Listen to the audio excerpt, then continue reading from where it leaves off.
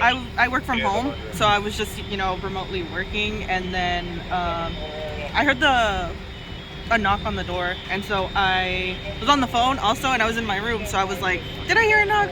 And so I go open the door, see the smoke coming out from the apartment next to me, or across from me, and a lady downstairs told me to get out, and it was before any of the firefighters came. So I ran back inside to get my rabbit and ran back outside.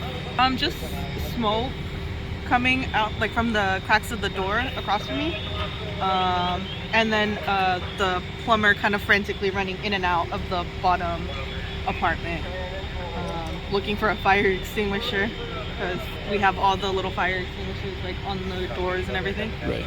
Fear. Yeah, just I hope everyone's okay and everything. I'm just glad that nobody got hurt. Yeah. Nobody was trapped inside.